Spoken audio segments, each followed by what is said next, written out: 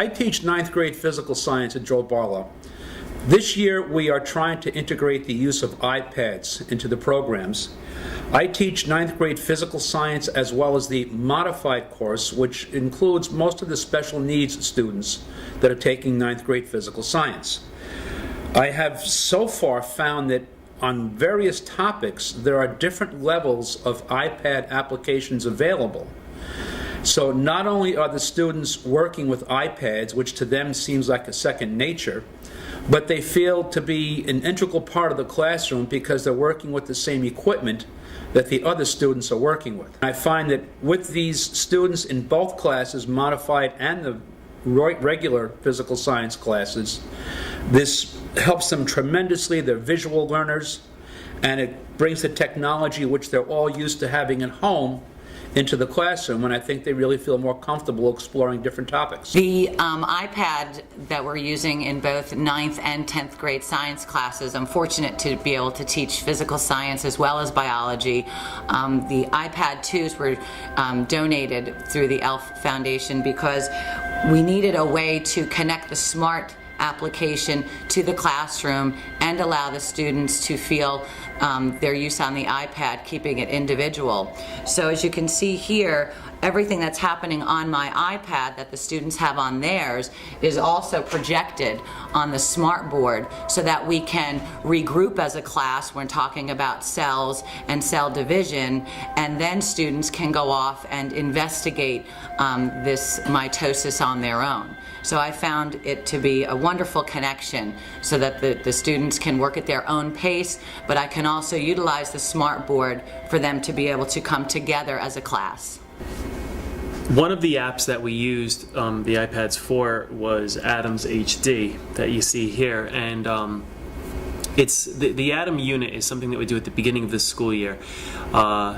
For about 4 years now, the way I've always approached this unit is we go through all the different lessons and activities that I had, and then we'd have a quiz on the whole unit. And the students generally did pretty well, but there was always a good number of students, I would say about half of my students, that would want to take the quiz over again.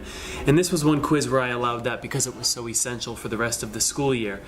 And so there would be quite a few days after school where there was a lot of students in my classroom taking the quiz for the second time. This year, I approached the unit much the same way as I always have, provided a lot of the same lessons, but there was one variable. I had the use of the app called Adams HD. I could never have predicted, however, the success that it seemed to have made for my students.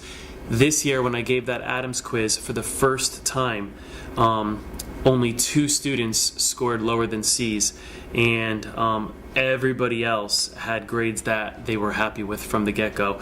There was not this huge rush of students coming into my room after school trying to take the quiz over for the second time. It just made me feel like this application, it must be the thing that made the difference, because as I said, everything else I did this year was the same as last year with the exception of the iPad app.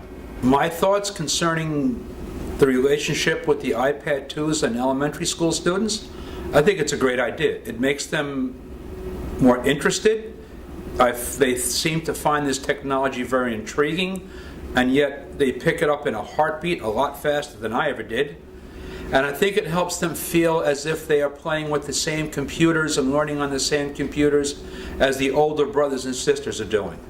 A lot of 9th graders have the technology and the ability and truly enjoy it. I think as you bring it down to the middle school, they'll just be better prepared for when they get to high school, because we're looking to expand this into biology and chemistry and other science classes. So I think the more familiar they are with this iPad, the better off they're going to be when they get here.